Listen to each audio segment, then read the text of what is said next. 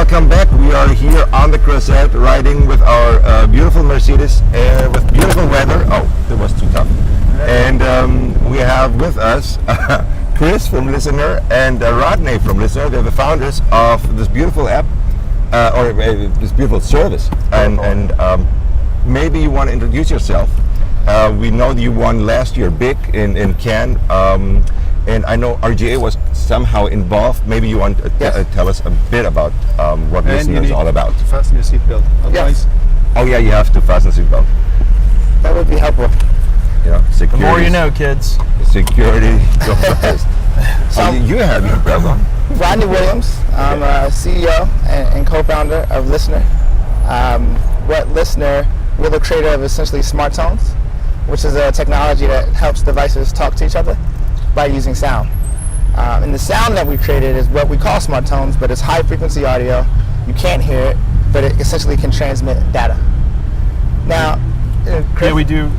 Today, most of our work happens in 3 different but kind of broad use cases. So lots of work in proximity and presence. So, contextually relevant messages based on where I am or what I'm doing. Okay. The second would be second screen. So we work with broadcasters, programs to create really captivating second screen experiences. And then third is around authentication. So give me an example of the second screen. So imagine a television program. Yeah. Mythbusters. We just did this in the winter. Mythbusters concluded a 14-year series, and they went out the last 6 episodes of the broadcast or of the program. They actually had our smart tones embedded in the show. So when you're sitting on the couch at home, it was triggering an interactive quiz for you to, compete against tens of thousands of people as they were also watching Mythbusters as well. Amazing.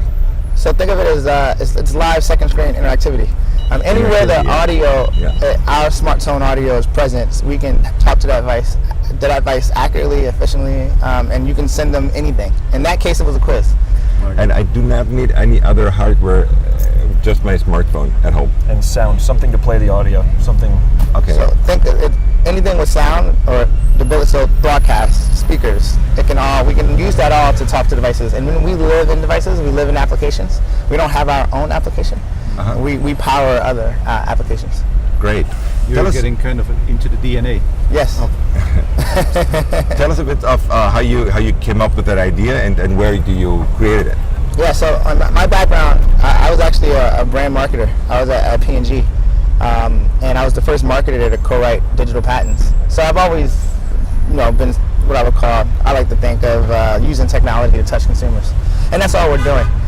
When you think about the elements of sound, we can use that to understand where consumers are. We can then help them get relevant messaging based on where we are. And then we should probably also help them, I like to think, let the world respond to them.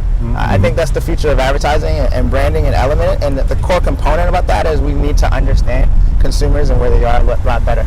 And this is how you do it. And you were co-workers, or? So Chris, one of my best friends, and he was the only person that I knew that understood startups. And I remember, coming up with the idea in a nutshell and sending it off to Chris, and Chris taking a day, and then literally I feel like he woke up overnight and was like, "This is the biggest idea I ever heard," and that started it all. We have a total of we have one more co-founder, total of 3 co-founders, and we've been building ever since. How did RGA got involved? So we actually were a part of the RGA Techstars Connected Device Accelerator out of New York City. So you're a part of that? Yeah. You became after having the idea? Yeah, after we came the idea, we applied. We're headquartered out of Cincinnati, so we applied to be a part of the accelerator. We met with RGA, and they completely went head over heels for what we were up to. We moved half the team out to New York. That was a year and a half ago, and since then, they're an integral partner in everything we do. They are actually using our technology themselves as a customer in their office. So not only, you can't ask for a better partner than that. So you can use it all, not on a large scale. You can use it also with offices. Sure. Yeah. Actually, we were just at RGA last week. It was actually a really cool experience for me because it was the first time I got to see it in action. But in their offices in New York City, if you they opened up the new one. ones, right? Yeah, the new one, and it has a huge video board that goes all the way around the roof, and it's basically just running a looping clip of work that they've done. Okay. But when you approach one of those signs, the speaker above your head actually unlocks the audio from the sign in front of you. The sign's not actually playing anything except video. Okay. The audio triggers to your phone so you can hear the content. And it's completely synchronized. It's synchronized with exactly what you're looking at. But I mean, literally, they're leveraging the sound system that they already placed. You know, that's the magic behind this. When we are at venues, they're playing our tones through their speaker systems. Then we're giving them the ability to understand where you are, and then trigger a message or synchronize an event. And it's tons of things that you can actually do once we're there. Yeah. So it's basically also, we can call it the kind of infrastructure free ride, what you're doing into apps, into technology platforms which are installed physically or so. Yeah. You're just digging into it or embedding yourself into it. Yeah. We're literally we're enterprise technology software. We are selling B2B, even though we enable some really strong consumer interactivity. Okay. And you're already now on the market. You're available. Like, I can go to LISNR.com and get in touch with you, or it's still in beta and developing? No, it's ready to go. You can go to LISNR.com and request access. We give it's free to try and it's free to test. And then if you commercially deploy, it's either a flat fee per device per year, or it's an enterprise fee per year. But both, because we're just software, it's not a hardware component. So us comparable type of technology, we're we're much cheaper. Okay. Now let me ask you to pitch me.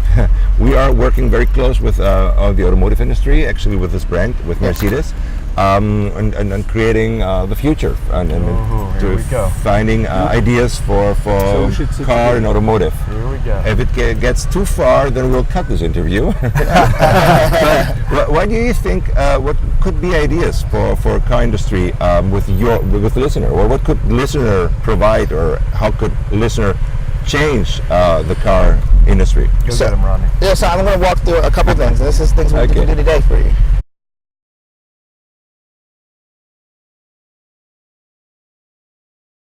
Great to hear all these possibilities LISNR is offering. Where do you want to? Let me ask you, like if you in 5 years ahead in the future, what is LISNR in the future? Where do you want to go with that service? Yeah, our goal is to be on every device. We believe this is a better connector. So this should be right next to the Bluetooth button. And it should be on every device. And it should be a standard in which devices connect and talk to each other.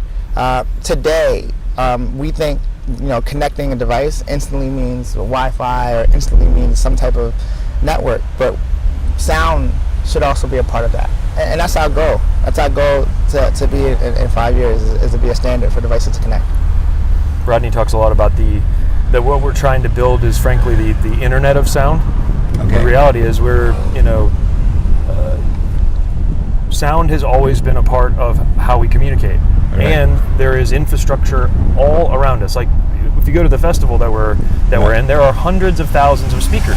Yeah, you're Why? right. Because every device has one. This car has probably 15. The funny thing about all of those possibilities that I mentioned about Mercedes, we could do that today in this car, their older cars, or their future cars.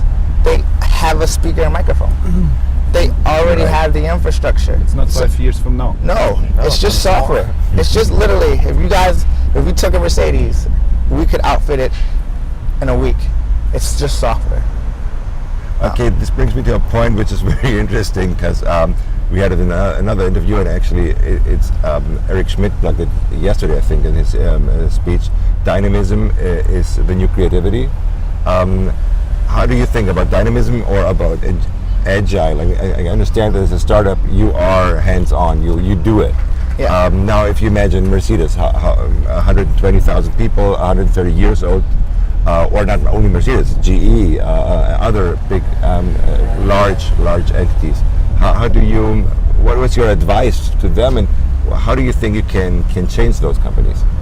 Yeah, I think it was interestingly enough, in the beginning, bigger companies think they can always do what we do, and I think that's the wrong way to look at it, right? I think when you're a great car company, you always are a great car company, and you should make great cars. But in the business of making great cars, you should also understand the components of making it great today, tomorrow, and the next day, and be very aggressive.